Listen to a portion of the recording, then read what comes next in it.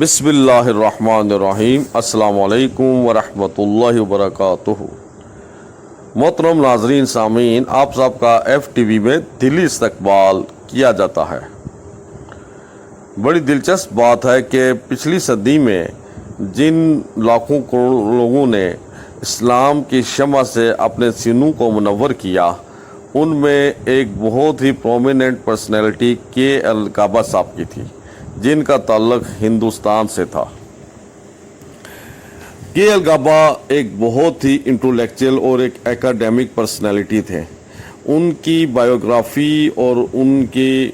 کارناموں کے متعلق بہت کم لوگ جانتے ہیں۔ آج ہم اسلام کی ایک حقیقی دین ہونے کی بنیاد پر ان کے ایک واقعے کو شیئر کریں گے، جس سے ان کی زندگی کے کچھ پہلو بھی نمایاں ہوں گے اور ساتھ اسلام کے سچے دین ہونے کا ایک بہت بڑا ایویڈنس بھی ملے گا۔ کے ایل غابہ صاحب 1899 میں ہندوستان میں پیدا ہوئے۔ ان کے والد صاحب ایک بہت بڑے اسٹیٹ سرونٹ تھے۔ ان کے خاندان میں پڑھنے لکھنے کا بہت رجحان تھا، چنانچہ انہوں نے بھی اب اسی رجحان کی وجہ سے اپنے تعلیمی کیریئر پر بہت توجہ دی اور تعلیم حاصل کر کے انہوں نے بار ایٹ لاء کی ڈگری حاصل کی اور ایز اے بیرسٹر انہوں نے اپنی پروفیشنل لائف کا آغاز کیا۔ بیرسٹری کے علاوہ وہ ریسرچ بھی کیا کرتے تھے، بالخصوص تاریخ، سیاست اور مذہب کے اوپر،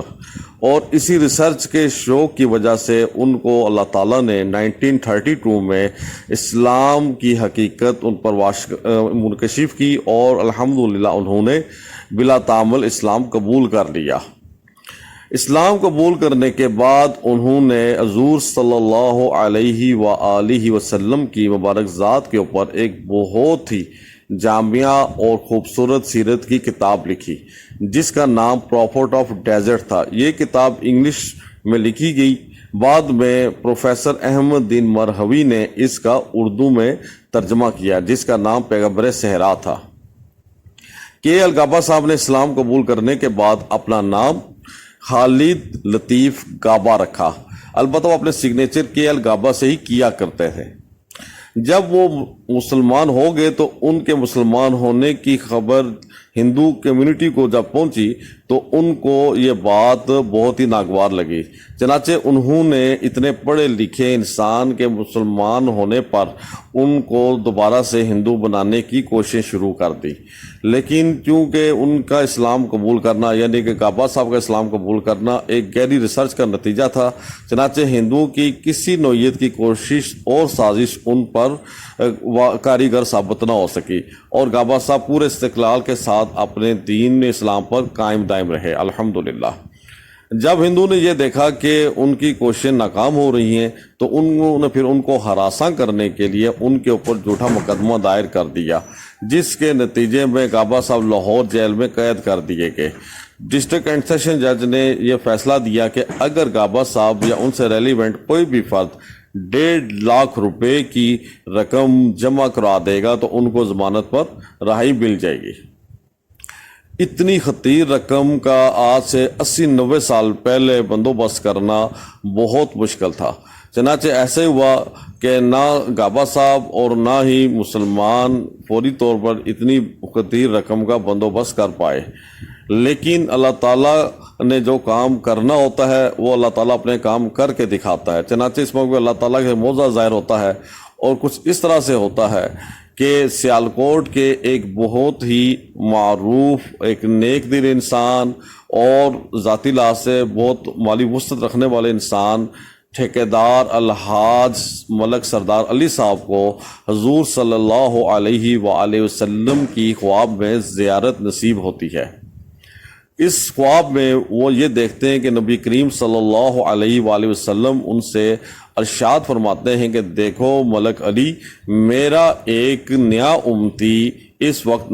ناحق طور پر قید کر دیا گیا ہے، تو اس نے میرے اوپر ایک بک بھی لکھی ہے اور وہ بک مجھے بہت پسند ہے، لہٰذا تم جاؤ اور اس کی ضمانت کی رقم 1.5 لاکھ روپیہ ہے وہ جمع کراؤ اور اس کی رہائی کا بندوبست کرو۔ صبح جب ہوتی ہے تو ٹھیکیدار الحاج ملک سردار علی اس خواب کی وجہ سے ذاتی طور پر بہت ہی زیادہ مسرور ہوتے ہیں اور بہت ہی زیادہ خوش ہوتے ہیں کہ اللہ تعالیٰ نے ان کو یہ سعادت عطا فرمائی۔ چنانچہ وہ فوری طور پر لاہور جانے کا فیصلہ کرتے ہیں۔ لاہور جا کر وہ سیدھا ڈسٹرکٹ اینڈ سیشن جج کی کورٹ میں چلے جاتے ہیں، وہاں جا کے کاغذات کا جائزہ لیتے ہیں، اور یہ جان کر ان کی خوشی کی انتہا نہیں رہتی کہ وہ نام اور وہ فگر، وہ کیس جو کہ خواب نبی کریم صلی اللہ علیہ وآلہ وسلم نے ان کو بتایا تھا، وہ سب کچھ درست نکلتا ہے۔ چنانچہ وہ کورٹ میں اس رقم کو جمع کرانے لگتے ہیں۔ اس موقع پہ لاہور کا ڈپٹی کمشنر بھی وہاں موجود ہوتا ہے، وہ ایک ہندو تھا۔ اس نے ان سے کہا کہ دیکھو ٹھیکیدار الحاج محمد علی، ان کا کوئی پتہ نہیں کہ گابا صاحب آج رائے اگر پا گئے ہیں تو اگلی پیشی پر وہ آتے ہیں یا نہیں آتے، اور اگر وہ نہ آئے تو تمہاری 1.5 لاکھ کی رقم ڈوب جائے گی۔ اس پر الحاج ملک سردار علی صاحب نے فرمایا کہ دیکھیں میں ذاتی طور پہ کہ گابا صاحب کو نہیں جانتا، لیکن جس ہستی نے مجھے ان کی طرف بھیجا ہے اس ہستی کے لیے تو میں اپنی جان بھی قربان کر سکتا ہوں۔ یہ 1.5 لاکھ روپیہ ضائع بھی ہو جائے تو مجھے اس کی کوئی پرواہ نہیں ہے، لہٰذا آپ یہ 1.5 لاکھ روپیہ لیجئے اور ان کو رہائی دیجئے۔ چنانچہ ایسے ہی ہوتا ہے کہ سیشن کورٹ میں انہوں رقم جمع کرا دی جاتی ہے اور اس کے بدلے میں خالد لطیف کعبہ صاحب فوری طور پر رہا ہو جاتے ہیں۔ اب اس واقعے سے جو ہمیں سبق ملتا ہے کہ ایک تو اس میں حضور صلی اللہ علیہ وسلم کی اپنے امتی کے لیے مدد کرنا ثابت ہوتا ہے کہ کس طرح سے انہوں نے ملک سردار علی کے خواب میں آ کر ان کو یہ ہدایت فرمائی کو یہ کام جا کے کریں، اور ملک سردار علی کا یہ خواب دیکھنا جس میں نبی کریم صلی اللہ علیہ وسلم کو یہ نصیحت فرما رہے ہیں، یہ اللہ تعالیٰ کی جانب سے تھا، کیونکہ اللہ تعالیٰ نے ان کو یہ خواب دیکھنے کا موقع دیا۔ حضور صلی اللہ علیہ وسلم نے خواب کے بارے میں ویسے بھی ارشاد فرما رکھا ہے کہ خواب 3 قسم کے ہوتے ہیں، ایک رحمانی ہوتا ہے، ایک نفسانی ہوتا ہے اور ایک شیطانی ہوتا ہے۔ جو خواب ملک سردار علی صاحب نے دیکھا وہ یقیناً ایک رحمانی خواب تھا جو کہ اللہ تعالیٰ کی جانب سے ان کو دکھایا گیا تھا، جس میں نبی کریم صلی اللہ علیہ وسلم ان کو یہ ہدایات دی۔ دوسری بات جو اس واقعے سے ہمیں سبق ملتی ہے وہ یہ ہے کہ یہ دنیا دارالاسباب ہے۔ ہر کام جو بھی وقوع پذیر ہوتا ہے اس کے پیچھے کوئی نہ کوئی علت ہوتی ہے، کوئی نہ کوئی اس کے پیچھے وجہ ہوتی ہے۔ بغیر علت کے کوئی کام ظہور پذیر نہیں ہو سکتا۔ تو یہ پھر کس طرح سے ممکن ہے کہ اتنی بڑی کائنات ہو، اتنی بڑی کائنات میں اتنے بڑے اجرام فلکی ہوں، اس دنیا میں اتنے بڑی بڑی اشیاء پائی جاتی ہوں، اتنے بڑے بڑے ان میں عمل ہوتے ہوں، اور ان تمام چیزوں کے وجود اور ان میں کے جو فنکشنز ہیں ان کے کرنے والا کوئی نہ ہو، یہ محض ایک اتفاق کا نتیجے ہوں، یعنی خود بخود بن گئے اور خود بخود چل رہے ہوں، یہ کس طرح سے ممکن ہے؟ یقیناً اس پوری کائنات کا وجود اور دنیا میں پائی جانے والا شے کا وجود اور اس کا عمل اس بات کا 100% ایویڈنس دیتا ہے کہ اس کا کوئی بنانے والا ہے اور نہایت ہی حکیم ہے، وہ ایونٹ جینیس ہے جس نے اس پوری کائنات کو پیدا کیا اور اس کو چلا رہا ہے، اور وہ ذات صرف اللہ کی ذات ہے۔ اور یہی حقیقت اس پوری کائنات کی تاریخی سب سے بڑی حقیقت ہے اور سب سے بڑی سچائی ہے کہ اللہ ہی اس کائنات کی سب سے بڑی حقیقت ہے۔ ہمیں امید ہے کہ آپ کو ہماری اس ویڈیو سے کچھ نہ کچھ سیکھنے کا موقع ملا ہوگا۔